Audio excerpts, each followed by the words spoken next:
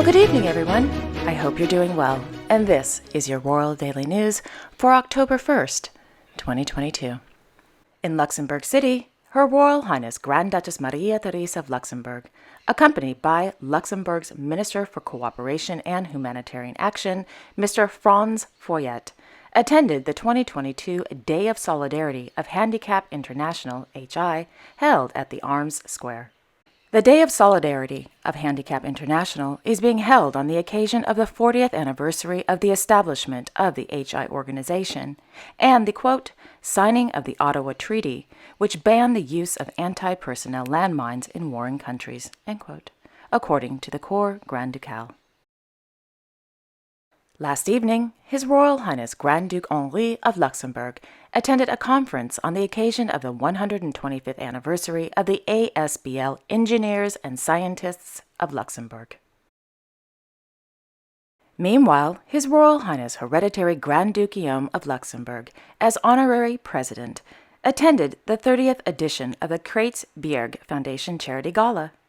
Established in 1977, the Kräizbierg Foundation provides assistance, support, and training for various jobs for individuals with disabilities. On Thursday evening, Their Majesties King Philippe and Queen Mathilde of the Belgians hosted a gala dinner for young catering entrepreneurs held at Château de Laeken. According to the Belgian Royal Court, the evening was a perfect opportunity to discuss, quote, future plans and the challenges these young caterers face on a daily basis as a result of rising food costs and the pandemic, end quote. Outside the city center of Tokyo, Their Imperial Majesties Emperor Naruhito and Empress Masako of Japan attended the opening ceremony of the National Sports Festival, which is being held for the first time since the pandemic began, at the Kanseki Stadium. During today's event, the Emperor and Empress clapped, waved, and cheered as the athletes marched into the stadium. In the Shiota Ward of Tokyo, Their Imperial Highnesses Crown Prince Akishino and Crown Princess Kiko of Japan attended a performance at the National Theatre. In Paris, Their Royal Highnesses Prince Joachim and Princess Marie of Denmark spoke with a journalist from the Danish newspaper BT this morning in a park near their apartment to discuss how they and their children are doing. According to the royal couple, they haven't left their home in 3 days. Unfortunately, since the news broke earlier this week that Her Majesty Queen Margrethe II of Denmark has decided to remove the styles of His or Her Highness and the titles of Prince and Princess from her 4 grandchildren. Beginning on January 1st, 2023, the youngest of Prince Joachim's children is having a hard time. According to Princess Marie, her daughter, Princess Athena, who is 10, is being bullied at school. Princess Marie says, quote, they, meaning Princess Athena's fellow students, approach her and say, is it you who is no longer a princess? As a result of the bullying, Princess Marie told BT that she now wants to defend her children publicly, stating, quote, I believe I have to defend our children now.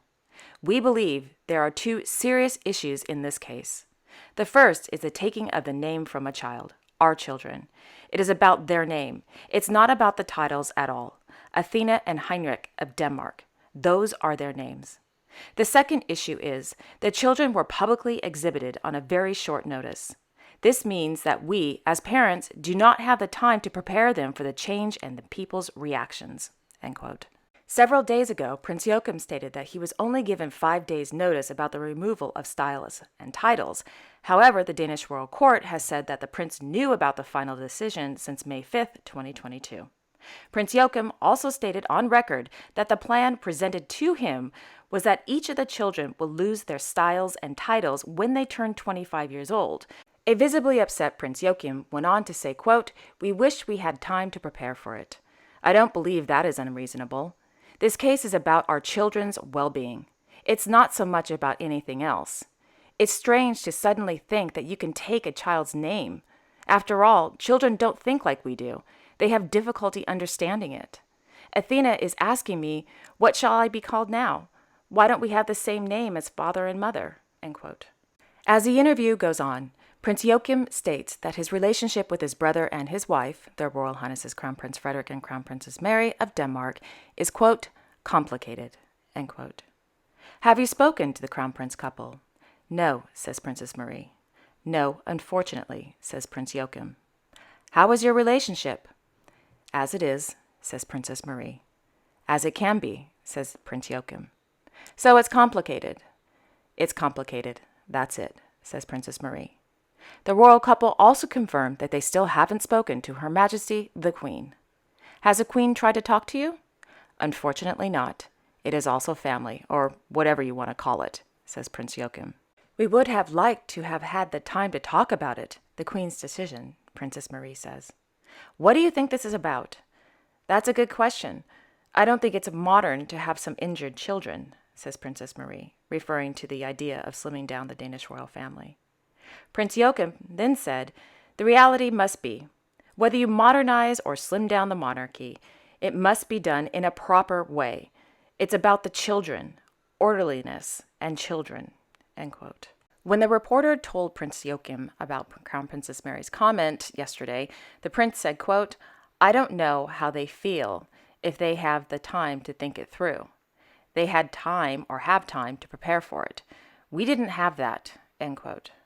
Princess Marie also said that when the family moved to Paris in 2020, it was, quote, not by their own choice, end quote. Today, Prince Joachim works at the Danish embassy in Paris as a defense attaché.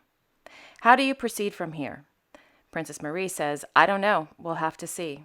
As the interview ends, a French woman approached the royal couple, telling them, quote, their children will always be princes and a princess to her, end quote. Then the royal couple began to cry because, quote, they are so touched, end quote. Prince Joachim and Princess Marie also noted that they are not thinking about leaving the royal family. Instead, they want to continue their work in their own way. They also confirmed that they want to move on and are, quote, done with discussing the conflict within the royal family, end quote. Then Princess Marie looks up at Prince Joachim, smiles, takes his hand, and disappears into the Parisian park, according to BT.